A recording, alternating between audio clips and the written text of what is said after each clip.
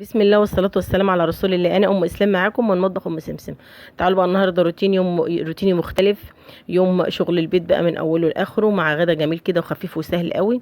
تعالوا بقى نشوف عملنا إيه النهاردة. عملنا ملوخية وعملنا طبعا اللوبيا القمر دي، وعملنا ملوخية خضراء وبطة محمرة، وطبعا دي مكرونة قمر. تعالوا بقى نشوف عملنا الجمال ده كله زي والعيش الطري طبعا أكيد.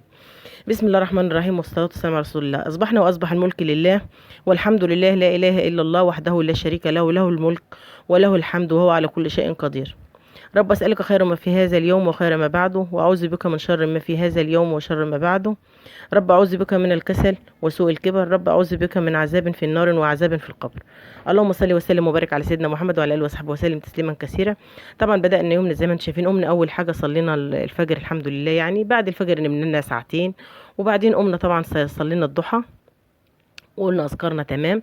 وبدانا طبعا في تنظيف الشقه. جبت لكم حته كده على السريع، طبعا انا مش هجيب كل الشقه، انا جبت لكم حته بس كده يعني في النهايه كده على السريع قبل ما ادخل المطبخ. طبعا انا دخلت المطبخ اتصدمت بعد كام يوم. انا كل يوم كنت بروح عند ماما، يعني كانت بروح يعني عندهم حبه شغل يعني، فكنت بروح اساعد معاهم. فطبعا ولادي زي ما انتم عارفين كل واحده منهم في اوضه، دي بتذاكر في الاوضه دي ودي بتذاكر في الاوضه دي. ربنا يا رب يوفق اولادكم جميعا. فمش فاضيين، الواحده منهم بتطلع تجهز فطار او اكل وتاكل وخلاص، وتسيب لي الحاجه في الحوض وتخش تذاكر. دي طبعا بنتي جوانا دي في ثالثه ابتدائي. ربنا يا رب يحفظ لكم اولادكم. كلنا بنحب الازدالات طول ما احنا في الشقه لابسينها كده زي ما انتم شايفين. طبعا خلصت الشقه زي ما انتم شايفين كده والاوض وكله، بس انا جبت لكم حته صغيره كده على السريع. هنا هدخل المطبخ. طبعا انا ما عنديش مكنسه، المكنسه بتاعتي باظت، فبكنس بالمقش زي ما انتم شايفين كده وكل اسبوع بشيل السجاد ده بنفضه واجيب تحتيه وكده.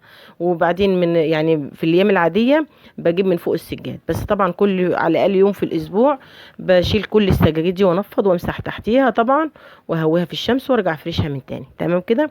اللهم صل وسلم وبارك على سيدنا محمد وعلى اله وصحبه وسلم تسليما كثيرا. طبعا لو جديده معايا اول مره تشوفيني مشكوره، يا ريت تشتركي في قناتي تفعلي زر الجرس عشان يوصلك كل جديد. طبعا خلصنا الشقه كلها من بره زي ما انتم شايفين.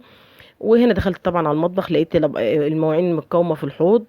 زي ما قلت لكم انا كنت عند ماما بيبقى عندهم شويه شغل، فكنت بروح بساعد معاهم وكده. الولاد عندي بيذاكروا. بنتي في ثانويه عامه، عقبال اولادكم يا رب، ربنا يوفقكم جميعا. وبنتي التانية في جامعه، واحده في الاوضه دي واحده في الاوضه دي. فيمكن ما بيشوفوش بعض الا لما بيكونوا هيفطروا او هيتغدوا، يجهزوا الاكل ويقعدوا ياكلوا مع بعض، وبعدين يلموا الاكل يحطوه لي في الحوض لحد ما انا اغسل لهم المواعين. ده طبعا ايام الامتحانات بس. ربنا يا رب يوفق اولادكم جميعا يا رب ويرزقكم يا رب. تمام حبايب قلبي. طبعا هنا دخلت على المطبخ بقى زي ما انتم شايفين، لقيتهم زي ما انتم شايفين كده لا يسر لا عدوى ولا حبيب.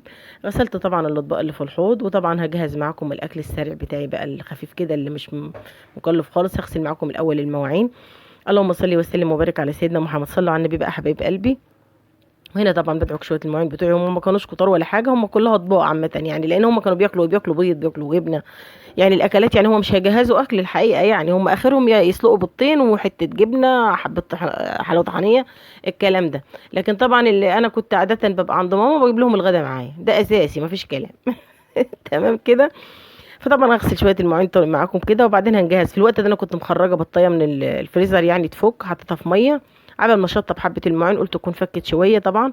اللهم صل وسلم وبارك على سيدنا محمد وعلى اله وصحبه وسلم. احنا في موسم امتحانات، ربنا يا رب يحفظ اولادكم ويبارك لكم فيهم يا رب، ويا رب ما يضيع تعب حد، امين يا رب العالمين اللهم صل وسلم وبارك على سيدنا محمد وعلى اله وصحبه وسلم. لو اول مره تشوفيني يا ريت تشتركي في قناتي وتفعلي زر الجرس عشان يوصلك كل جديد.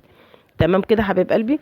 طبعا هنا هخلص بقى حبه المواعين، هتكون البطه بتاعتي طبعا فكت، هغسل كل الطبقين. هي ما كانوش كتير زي ما قلت لكم، هم كانوا حبه قليلين ايوه. لكن طبعا زي ما انتم عارفين ايه بقى الولاد اخرهم زي ما قلت لك بيسلقوا البيض ويرموا لي المواعين في الحوض. انا بقى طبعا شطه حبه المواعين دول، يكون البطه بتاعتي الجميله القمر دي فكت. هنا طبعا هشطفها. هي كانت انا كنت غسلاها بخل وبليمون ونقعاها وكل حاجه، هي نظيفه. انا مجرد بس ان انا بس هشطفها كويس قوي تشطيفه حلوه كده. وهكون حاطه حله على النار عشان طبعا ايه هعلق عليها على طول عشان نجهز اكل سريع معانا على طول تمام كده. طبعا مجرد انا بشطفها، انا كنت زي ما قلت لك كنت نقعها في خل وفي ليمون قبل ما ادخلها الفريزر. اصلا انا بضطر يعني بغسلها غسله محترمه، وبعدين لما بخرجها بقى من الفريزر مجرد بتفك من التلج بشطفها شطفه حلوه بس بقى، مش محتاجه اكتر من كده. لو في وقت معايا بعصر ليمونه واسيبها شويه خالص لحد ما تفك خالص. طبعا ما فيش وقت معايا زي حالات زي ما انت شايفه كده، هشطفها بقى شطفه حلوه محترمه كده وهحطها على النار. طبعا هحطها مع ميه، في ميه على النار، وهنزل بقى ببصلايه وطماطمايه، لو عندك لور بقى، عندك حبان، اي حاجه. انا كل ده كان خلص من عندي من بعد رمضان، وكنت لسه ما روحتش عند العطار، ما جبتش الكلام ده كله. فهنا طبعا احط البطايه بتاعتي على النار مع بصلايه وطماطمايه، بس ده اللي موجود عندي مش اكتر من كده. طبعا هسيبها طبعا هنا على النار. وتعالوا بقى نعمل مع بعض بقى ايه، نشوف هنجهز غدا ايه. طبعا اللوبيا بتاعتي انا كنت سلقاها وكانت جاهزه. طبعا هنا طبعا اجيب حله على النار، احط حبه من الزيت او الزبده اللي موجود عندك، وخرطي بصله زي ما انت شايفه كده، وخلي بالك من ايدك. انا عشان متعوده، فيعني متعوده عليها، لكن انت يا ريت تخلي بالك من ايدك. طبعا هنا انا هقطع البصله بتاعتي، وكنت فرمه الطماطم ومجهزاها، وكنت سلقه طبعا اللوبيا ومجهزاها، كل ده كله مجهزاه طبعا قبل ما ابدا اي حاجه. مجرد بدات غسيل مواعين او ترتيب الشقه، بدات ان انا حطيت اللوبيا على النار تغلي والكلام ده. هنا طبعا البصله بتاعتي هقلبها بقى لحد ما تاخد اللون الذهبي القمر بتاعي معايا زي ما انتم شايفين. وهنا طبعا هنزل بالكمون بتاعي بقى، عندي الكمون بتاعي كمون، وعندي كزبره، وعندي فلفل اسود، وعندي بابريكا، وطبعا حبه بهارات مش كتير. كل ده انزل بيه على البصله بتاعتي اول ما اتاكد ان هي بدات تاخد اللون الذهبي اللي احنا عارفينه. وهحط طبعا حبه ملح، ما تنسيش الملح بتاعك، وخلي بالك من الملح، ما تزوديش ملح، يعني حاولي ان انت تظبطي اكل. تمام كده. طبعا هنا طبعا البصله بتاعتي بدات تاخد اللون القمر اللي انا عارفاه. هنا بقى هنزل بالطماطم بتاعتي، ومجرد تستبك معايا على طول هنزل باللوبيا بتاعتي. تمام كده حبايب قلبي. طبعا كلنا عارفين الاكلات دي، وكلنا شاطرين وكل حاجه، بس انا حبيت ان انا يعني اوريكم يومي من اوله. تمام كده. اللهم صل وسلم وبارك على سيدنا محمد وعلى اله وصحبه وسلم تسليما كثيرا. طبعا هنا بقى هغطي على الصلصه بتاعتي. طبعا البطيه بتاعتي هنا كانت خدت قلبتين، بدات ان هي دخلت في سوا يعني. على طول هنزل بالطماطم بتاعتي، ومجرد تستبك هنزل باللوبيا. طبعا هنا انا حطيت حبه لقيتهم قليلين فزودتهم كمان حبه، انا كنت سالقه كيلو. تمام حبايب قلبي. هنا طبعا ما تنسيش فص الثوم، ده كان اساسي، بيودي الخضار بتاعك في حته تانية خالص، او الصلصه بتاعتك او اي اكل يعني هتعملي. هنزل بقى هنا طبعا باللوبيا زي ما قلت لك، انا حطيت حبه لقيتهم قليلين، جبت حبه تانية زي ما انتم شايفين، زودتها يعني كمان شويه. تمام كده حبايب قلبي. طبعا هنا البطيه كانت على النار، احنا على طول، مش الاكل ده ما خدش اكتر من ساعه والله يا جماعه. يعني انا مجرد ما دخلت المطبخ بالظبط ساعه كان الاكل بتاعي جاهز وكان تمام التمام. هنا هسيبها بقى طبعا على النار كده، وتعالوا بقى نشوف هنعمل ايه مع بعض تاني. هنا بقى هنعمل مع بعض ايه بقى. هنا اللوبيا بتاعتي كده تعتبر تمام زي ما انتم شايفين كده، هي تمام. هزودها بس كبشتين شوربه عشان انا كنت حاسه ان هي تقيله شويه. اللهم صل وسلم وبارك على سيدنا محمد وعلى اله وصحبه وسلم تسليما كثيرا. هنا الحله بتاعتي دي بقى انا هنعمل الملوخيه الخضراء اللي انا كنت خرطها في الكبه بتاعتي، حابه تخرطي بالمخرطه مفيش اي مشكله. طبعا هنا هحط بقى طبعا كام كبشه من الشوربه بالبركه كده. انا وريتك طريقه ملوخيه عملتها قبل كده، تحطي الملوخيه وبعدين تنزلي عليها بالشوربه. هنا طبعا انا بما ان انا عارفه المقدار وعارفاه عينيا يعني عارفاه بعناية كده، بعرف المقدار.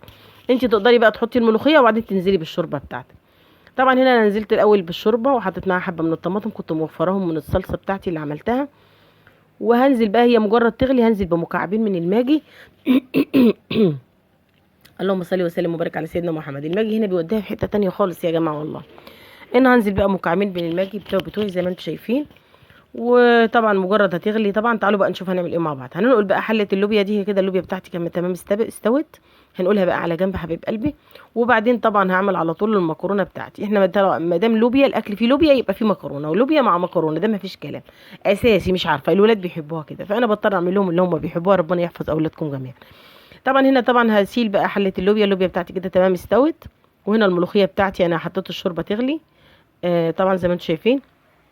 هركنها بقى واجيب الحله اللي انا هعمل فيها المكرونه بتاعتي القمر اللي احنا هنعملها مع بعض. هنا طبعا هحط معلقه من الزبده، والزبده بتودي المكرونه في حته تانية برضو خالص. تمام كده. حطي حتى لو هتزودي معلقه على معلقه، انا كنت بتبقى زي ما انتم شايفين حطيت معلقتين من السمنه اللي كنت عملتها معاكم، السمنه اللي هي البلدي اللي كنت عملتها معاكم. وطبعا مجرد هتتقدح معايا اروح نازله على طول بالمكرونه، مجرد تسخن معايا السمنه انزل بالمكرونه عشان احمرها. وطبعا كلنا عارفين الخطوه دي، يعني كلنا عارفينها. هنا طبعا الشوربه اول ما هتغلي هنزل على طول بالملوخيه بتاعتي على الشوربه. مجرد تغلي هنزل بالملوخيه، مش هحط اي اضافات، الاضافات دي هعملها مع الطشه بتاعتي. هنزل بالملوخيه واقلب تقليب زي ما انتم شايفين كده. كده القوام مظبوط، هو ده القوام اللي انا عايزاه. انا بالنظر كده بعرفها، لكن انت لو انت مش يعني مش حكايه محترفه ولا حاجه، لا لو انت بنوته صغيره لا حطي الشوربه خليها تغلي. اسفه، حطي الملوخيه في الحله وانزلي كبشه بكبشه كده لحد ما تظبط معاكي الملوخيه. يعني خلي الشوربه في بوله لوحديها، وانزلي حبه بحبه فوق الملوخيه نفسها في الحله، وبعدين اعملي لها الطشه عادي خالص. هنا هعمل الطشه بتاعتي، والطشه بتاعتي عباره عن معلقه توم حلوه كده، مهروسه، وهنزل معاها على حبه كزبره صغيره وحبه فلفل اسود، مش اكتر من كده. مجرد تاخد معايا اللون الذهبي، هي دي الطشه بتاعه الملوخيه القمر بتاعتي. تمام حبايب قلبي. وخلي بالك من الملح، خلي بالك من الملح. هنا طبعا انا كنت ملحت الشوربه بتاعتي. انا ما بملحش الشوربه اللي بعد ما اخد منها للملوخيه الاول، بعدين بملح. لازم تعرفي الخطوه دي، ما تحطيش للملوخيه ملح خالص، لان انت بتحطي مكعب دجاج، هو بيظبط معاكي الملح هنا، مش بتحتاجي للملوخيه ملح اصلا. تمام كده. هنا هحمر بقى طبعا المكرونه بتاعتي عشان تاخد اللون الذهبي القمر اللي احنا عارفينه. اللهم صل وسلم وبارك على سيدنا محمد وعلى اله وصحبه وسلم. صلوا على النبي بقى كده حبايب قلبي، ويلا قوموا تشجعي. لو ما نضفتيش شقتك قومي نضفي، لو ما جهزتيش غدا قومي جهزي غدا. تمام كده. هنا هحمر المكرونه بتاعتي زي ما انتم شايفين، هتاخد اللون الذهبي اللي انا عارفاه. وهنزل بقى طبعا على طول بالشوربه. والشوربه هنا انا كنت ملحتها، خلي بالك انا ما ملحتش الشوربه الا بعد ما خدت منها للملوخيه بتاعتي. تمام. وعملت الطشه طبعا بتاعه الملوخيه اللي ريحتها قلبت الدنيا، وقلبي تقليبه كده محترمه. وغطي بقى الحله بتاعتك، بس ما تغطيهاش قوي، خلي الغطا مقفع شويه. تمام حبايبي. طبعا هنا المكرونه بتاعتي بدات تاخد اللون الذهبي اهو. هنا طبعا زي ما قلت لك اظبطي بقى الملح بتاعك. انا كنت ملحت الشوربه دلوقتي بعد ما خدت منها شوربه الملوخيه. تمام. تقدري تحطي معلقه ملح صغيره مع المكرونه وانت بتحمريها. تمام كده، هيظبط معاكي اللون بتاعها. وطبعا هنا حمرت المكرونه بتاعتي زي ما انتم شايفين، وهنزل بقى على طول بالشوربه.